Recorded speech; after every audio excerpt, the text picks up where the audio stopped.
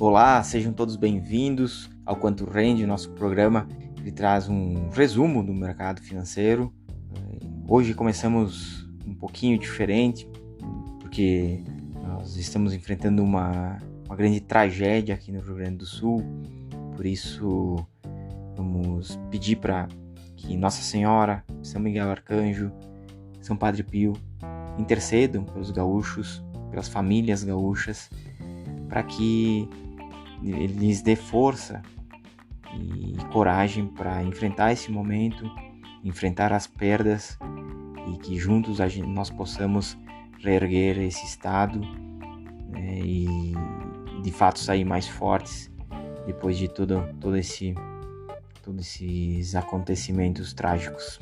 Mas falando um pouquinho de mercado financeiro, abril realmente foi um mês bastante tenso. Nós tivemos aí até o SP500 recuando mais de 4% no mês. Ele que vinha realmente puxando, tendo um desempenho bastante expressivo ao longo do ano.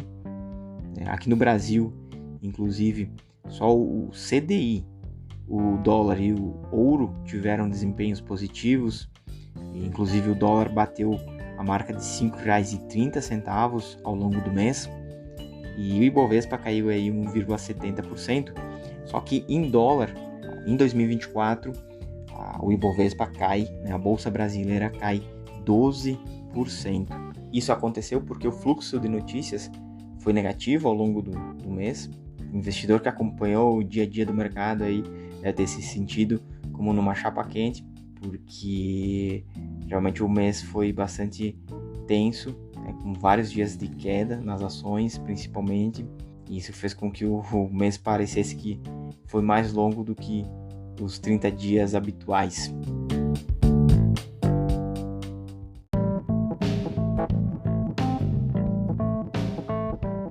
A dinâmica dos mercados de capitais tem sido regida pelos Estados Unidos, principalmente pela política monetária que o Fed tem adotado. Então isso é o que a gente vê ao longo do mês, ficou evidente, e o posicionamento que o Fed tem adotado é um posicionamento de certa forma cauteloso, principalmente diante dos dados que foram sido divulgados ao longo do mês, e até ao longo do ano. Nós temos uma inflação, um CPI acima do que o Fed gostaria, acima da meta de 2%. Nós temos o deflator PCE, que mede o consumo das famílias, também vindo acima do que o Fed gostaria.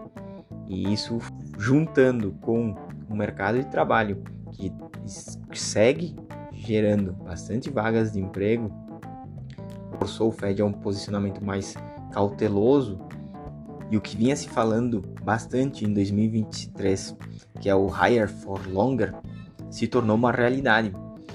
Então o Fed, repetidas vezes, fala de membros do Fed, reforçaram que a principal gatilho para a mudança da política, ou seja, acontecer o primeiro corte, é o nível de confiança que o próprio Fed tem que a inflação vai estar convergindo para a meta de 2%. Então, de fato, o que o mercado fez foi reprecificar todo esse cenário de corte da taxa do Fed, das taxas americanas. E o que era esperado ali no início do ano, era esperado que acontecesse em março, foi reprecificado para setembro. E, inclusive, existem alguns comentários que levam em consideração que isso poderia acontecer apenas em 2025. E também o que a gente viu é que a zona do euro, as notícias, de fato, da zona do euro, China, Japão, ficaram em segundo plano. Embora a zona do euro tenha mostrado melhora no seu cenário econômico, principalmente através do setor de serviços, e até o Banco Central Europeu sinalizando que pode cortar os juros na metade do ano em diante, por causa que a inflação parece controlada no continente, isso não tem impactado os mercados, assim como o que acontece na China, que o mercado só olha para a China é com ceticismo, eu diria, né? Então, existem dúvidas que a China o Partido Comunista Chinês vai entregar a meta de crescimento estipulada para esse ano. E o Japão também tem alguns desafios, principalmente a questão do controle da inflação também. Então, o mercado de trabalho lá no Japão também está um pouco apertado, e isso tem pesado um pouco na economia, mas, de novo, né, isso tem sido secundário diante de toda a dinâmica atual do mercado.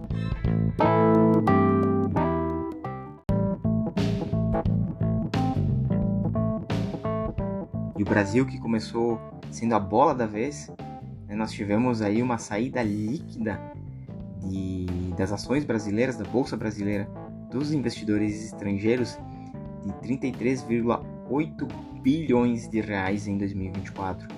É o segundo pior da história, só perde para 2020, ali quando nós tivemos o Covid, né, a pandemia.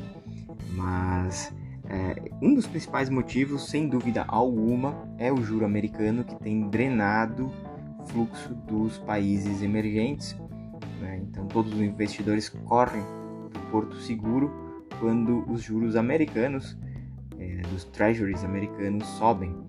E o Brasil, obviamente, não seria diferente. Contudo, vale destacar que ao longo de abril nós tivemos uma mudança interna aqui bastante importante. A equipe econômica mudou as metas fiscais ao longo do mês, e uma mudança bem drástica, inclusive, que o mercado não gostou nem um pouco, e ainda incorporou, né, algumas premissas nessa nova mudança de cenário de política fiscal, né, que contam com, por exemplo, uma taxa Selic média de 7% entre 2025 e 2028, né, algo que para o Brasil é um pouco otimista, e isso acendeu o alerta de muitos investidores e grandes gestores de fundos quanto à real intenção do governo em realmente manter uma saúde fiscal do país dentro do que se espera, para diminuir a dívida do país, né, para fomentar o crescimento. Então, isso realmente pesou bastante aqui nos ativos nacionais, na questão interna, mas obviamente ainda o que está mandando nessa queda da bolsa brasileira aqui é o fluxo estrangeiro, né? Mas a gente viu os títulos do Tesouro brasileiro aí subirem, né? Tem as taxas reais principalmente aí subirem. Os títulos NTN-B de 2035 bateram aí na casa dos 6,2%, algo que não acontece todo momento. Então o juro longo subiu bastante aqui no Brasil, né? Inclusive abriu algumas oportunidades aí de trade para quem considera que isso seja uma oportunidade, né? Por outro lado, nós tivemos também a desvalorização do real, que o dólar chegou a bater R$ 5,30 ao longo do mês, né? Isso também pesou bastante, porque a soja e o minério de ferro caem forte ao longo do ano, e mesmo que o petróleo tenha subido a sua cotação, né, isso não foi o suficiente para fortalecer o real contra o dólar, né? E o que a gente viu realmente foi um dólar se valorizando contra todas as moedas, mas claro que a mais importante para nós é o real.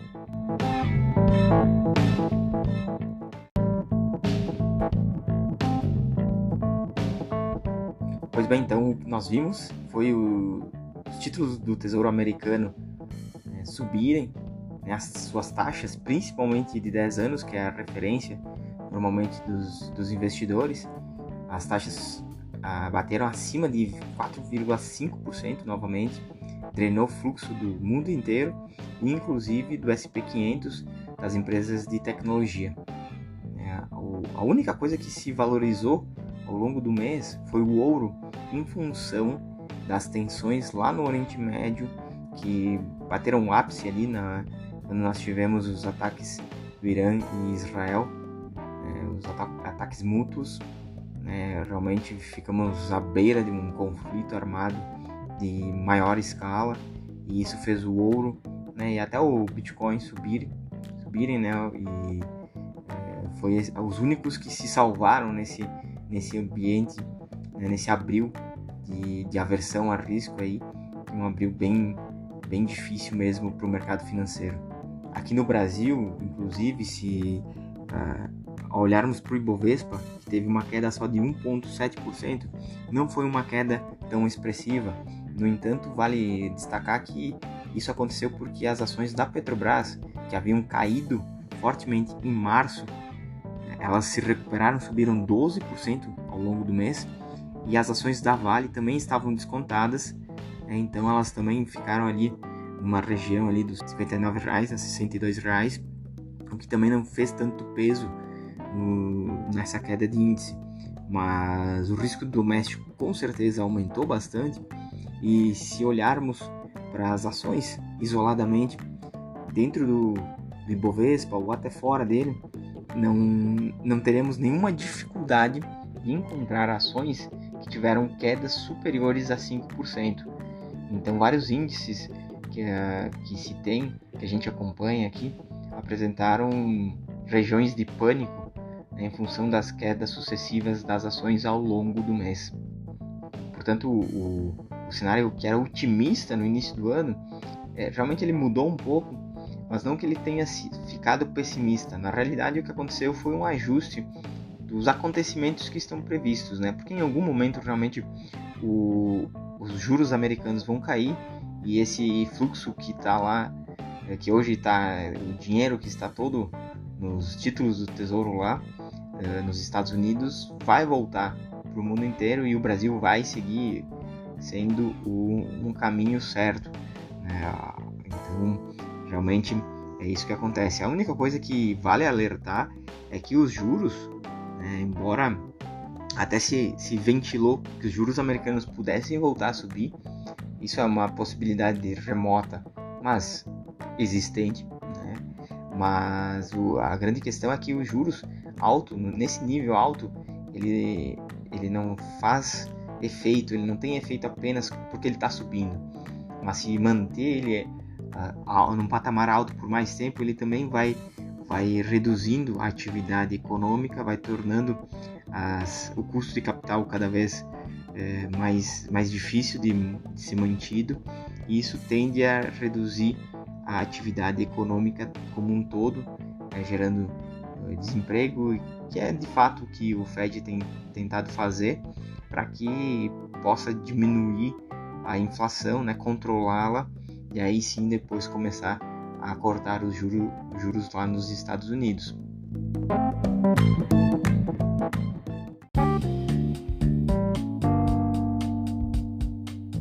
Ficou claro que abril não foi muito bom para o mercado, mas a volatilidade ela tem que ser vista pelo investidor, principalmente o brasileiro, como oportunidade.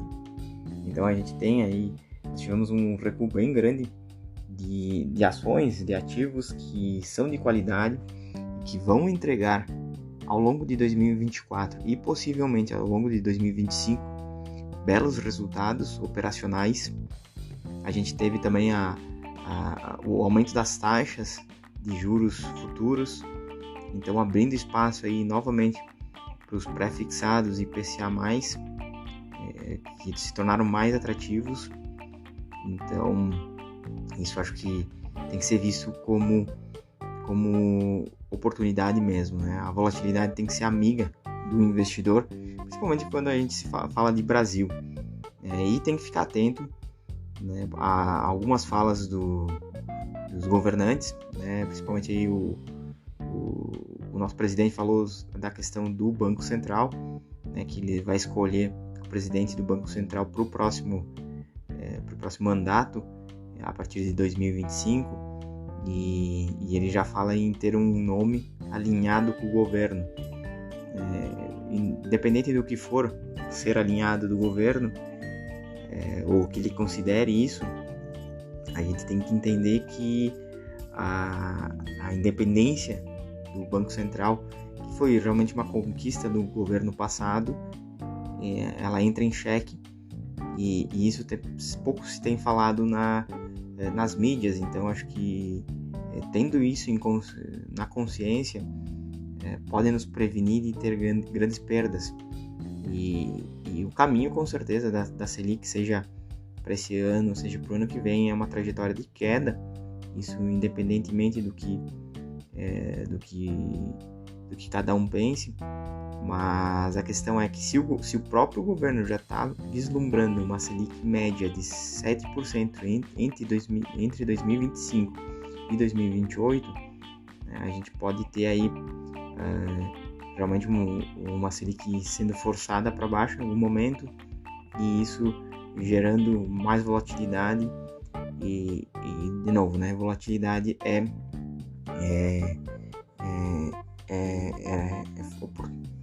e nós não podemos esquecer também do cenário externo, que ele tem sido desafiador por causa do que o Fed vem passando. Ele não consegue, de fato, convergir a inflação à meta. No ano passado, quando ele começou realmente 2022, né, quando ele começou esse caminho de aumentar os juros, eu li vários analistas e especialistas fora do Brasil que falavam que o juro ideal seria em torno de 6,5% a 7%. Até eu acho que na época eu escrevi em algum dos meus artigos isso, e o Fed não foi até lá, né? Ele parou no meio do caminho, só que o que acontece é que ele não precisa ir até o máximo, né? Ele só deixando os juros ali nesse patamar, ele vai conseguir trazer a inflação para o centro da meta, né? Ou para a meta dele. Mas claro que vai demorar um pouco mais, e a economia também pode até sofrer mais em função, né, que as empresas vão ficando cada vez mais frágeis, né? O custo de capital se mantém alto nos Estados Unidos, que para os Estados Unidos é um patamar alto, juros de 5% ao ano, é algo que não se via há muito tempo. Então também pode gerar alguma turbulência lá, uma turbulência não esperada, eu diria, lá nos Estados Unidos. Então também temos que ficar atentos a isso. Mas, de novo, né, mesmo que tenha uma turbulência lá fora, eu veria isso como oportunidade, porque realmente o Brasil, né, parece que está vivendo aí pelo menos para os próximos 24 meses, um período que vai ser bom para o mercado de capitais. E sem dúvida, aqui no Brasil, nós somos o país das commodities, então eu olharia para essas empresas que têm suas receitas dolarizadas, os bancos também, né? Nós temos um sistema financeiro robusto, e as energias, né? As empresas de energia também são sempre empresas bastante seguras para se investir. Claro que as oportunidades também com a normalização da taxa de juros lá nos Estados Unidos, as small caps também podem apresentar um retorno bem acima da média, né? Então, de fato, o investidor tem que fazer uma alocação ali bastante inteligente, olhando para o cenário, e mês a mês ir ajustando essa alocação para que possa, de fato, investir nos momentos onde que o fluxo de notícias parece nunca melhorar, né? Então, que foi o que aconteceu ali no mês passado.